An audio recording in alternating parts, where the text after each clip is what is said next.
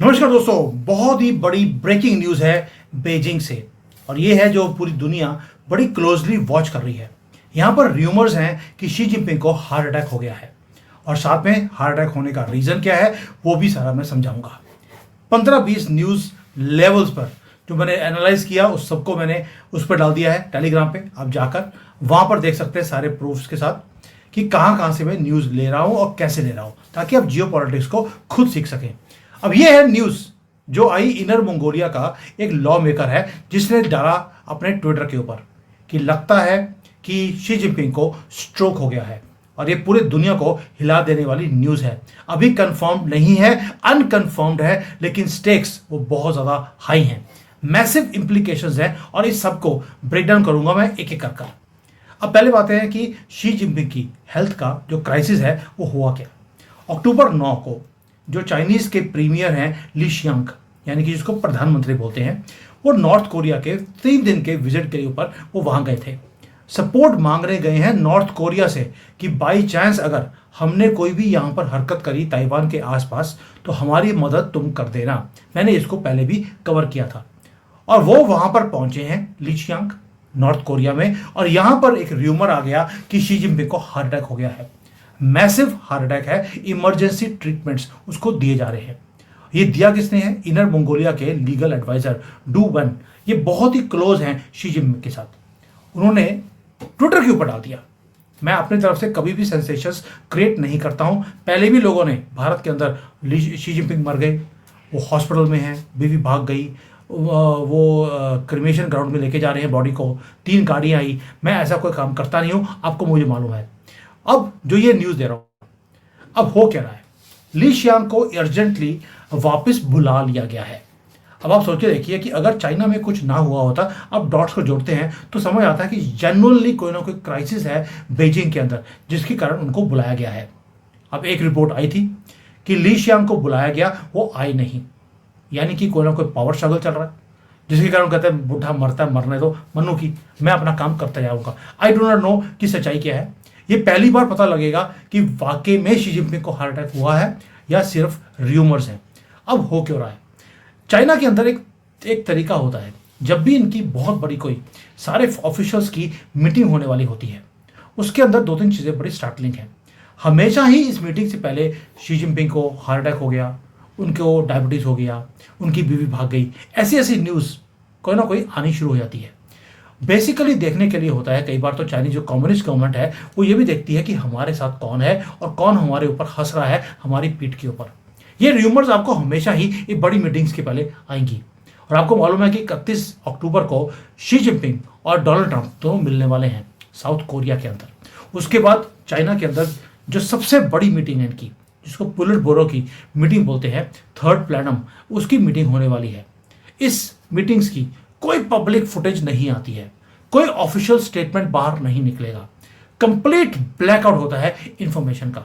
इसलिए उससे पहले ये र्यूमर्स आने ये हमेशा ही होते हैं। बट क्या उनको हार्ट अटैक हुआ है अभी?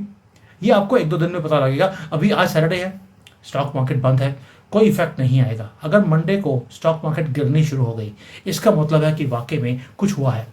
अब आते हैं कि रीज़न क्या है। रीज़न ये है कि जो ये 4th प्लेनियम की मीटिंग जो नवंबर में होनी है, इसके अंदर सुना है कि सबसे बड़ा जो शेकअप है पूरी गवर्नमेंट का वो होने वाला है। ऐसा शेकअप आपने पिछले 20-25 साल में कभी नहीं देखा होगा। 9 से ज़्यादा तो सेंट्रल कमेटी के जो मेंबर्स, जिसको हम बोलते हैं कि प्राइम मिनिस्टर, प्रेसिडेंट, उस लेवल के 9 सेंट्रल कमेटी के मेंबर्स हैं, उनको निकाल दिया जा रहा है। साथ में जो पॉलिटिकल राइवल्स हैं, 7 मिनिस्टर लेवल के ऑफिशियल्स को उनके ऊपर इन्वेस्टिगेशन शुरू हो गई और उनको भी निकाला जाएगा। इवन कि तिब्बत का जो चेयरमैन है उसको निकाला जा रहा है। आप सोच के देखिए कि इतने बड़े बड़े लेवल पर जब आप शेकअप करेंगे तो हार्ट तो सिंक करेगा ही करेगा।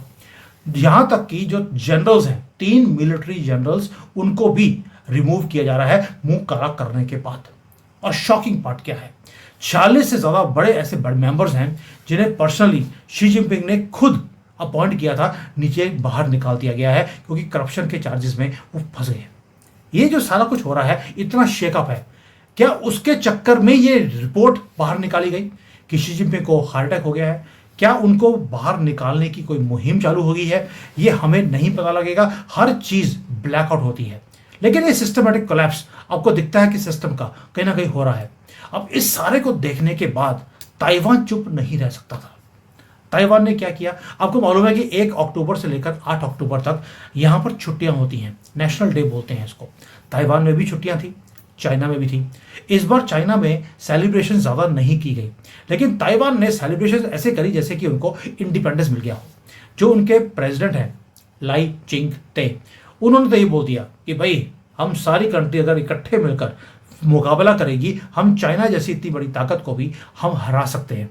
ताइवान एक टुच्ची सी कंट्री है, छोटी सी। उसका डिफेंस मिनिस्टर बोल रहा है कि भाई हम जो है जानते हैं कि चाइना क्या कर रहा है। चाइना पहले करेगा कि हम भी समुद्र के अंदर ट्रेनिंग ले रहे हैं, उसके बाद बोलेंगे हम तो एक्सरसाइज कर रहे हैं, और उसके बाद एकदम से वो इन्वेड कर देगा। बेजिंग का जो ये कंबाइन करने का तरीका है कि ट्रेनिंग फिर एक्सरसाइज उसके बाद वॉर करना, साथ में वो क्या करता है, cyber attacks, disinformation warfare, psychological operations, ये भी करता रहता है। इसके हिसाब से ताइवान जो कह रहा है कि जो शी जिनपिंग के मरने की, कभी हार्ट अटैक की जो र्यूमर्स बाहर निकल रही हैं, वो सिर्फ इसलिए है कि जो दुश्मन है, जैसे आज की डेट पे वो ताइवान को दुश्मन मानते हैं कि ये थोड़ा सा आराम से बैठा रहे। लेकिन ताइवान ने बोल दिया हम इतने बेवकूफ़ नहीं हैं, हम इन बातों में फंसने वाले नहीं हैं।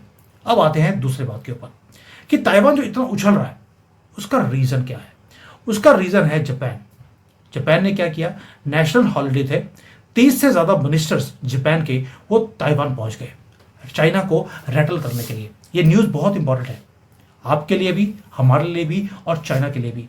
क्या 30 जापानीज मिनिस्टर्स का ताइवान में आना, यानी कि कंप्लीट उन्होंने अपना सपोर्ट प्रेसिडेंट लाई जो ताइवान के हैं उनको दे दिया, क्या उसके कारण जो शी जिनपिंग है उनको हार्ट अटैक आ गया?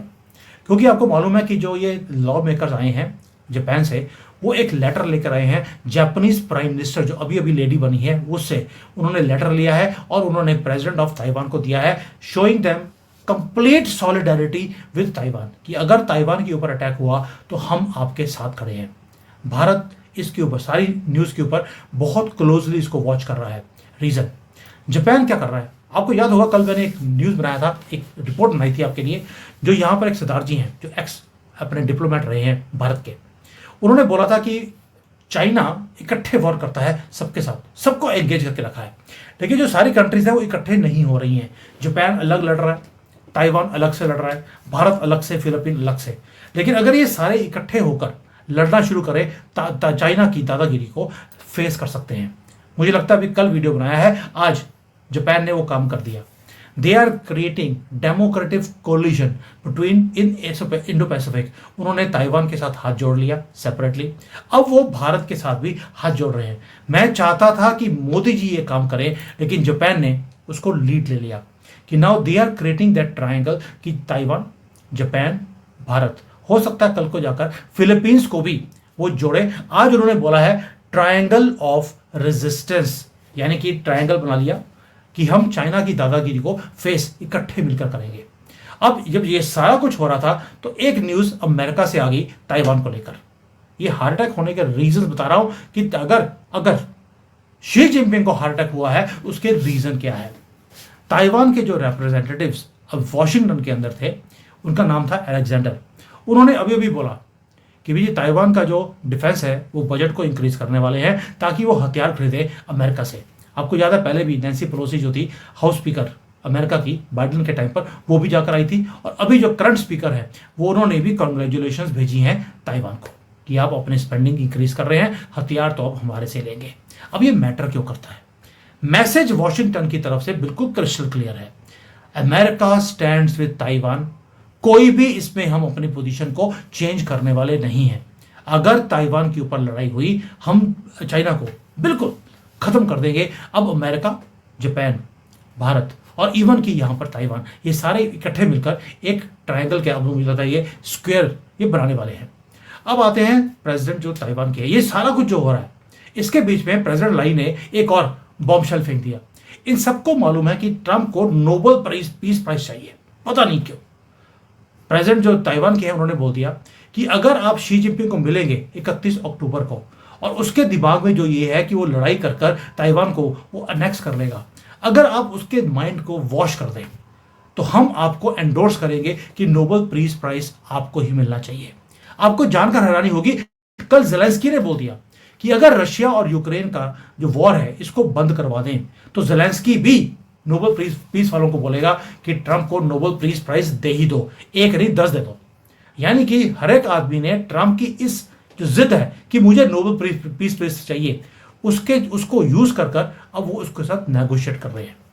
अब आपको मालूम है कि गाजा के अंदर जो नेगोशिएशंस हुई हैं, ट्रंप बोल रहे हैं कि मुझे गाजा में जाना है ताकि वहां खड़े होकर मैं वैसे ही फोटो खिंचाऊं जैसे नॉर्थ कोरिया में एक बार उन्होंने बॉर्डर क्रॉस किया था, साउथ कोरिया से निकल गए, वो चले गए नॉर्थ कोरिया, बस कदम रखा उसके बाद वो वापस आ गए थे। वही काम वो गाजा में करना चाहते हैं, लेकिन इनको क्लियरेंस नहीं मिल रही। अब ये है जो सारा कुछ हो रहा है। क्यों?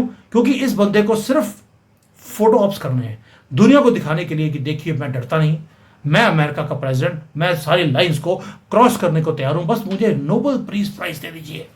ये जो ट्रंप की जो पॉलिसी है नोबेल वाली, और दूसरी जो मिडल ईस्ट के अंदर जो स्ट्रेटजी है, अब ये इसके कारण क्या हो रहा है कि सारी दुनिया में लोगों को हार्ट अटैक आ रहे हैं। शी जिनपिंग उनमें से एक है। ये मैं न्यूज़ नहीं दे रहा हूँ, दोबारा दे देता हूँ, क्योंकि बुद्धिजीवी कहते हैं प्रूफ कितने हैं, तो दो जी, मैंने आपको प्रूफ भी दे दिया। And this guy is very very close to Xi Jinping, लेकिन सच्चाई क्या है मुझे अभी नहीं मालूम। अब आखिरी न्यूज़ एक और देता हूँ आपको, जो सारा कुछ चेंज हो रहा है। पुतिन ने, आपने कभी सुना है कि उन्होंने कभी माफ़ी मांगी हो?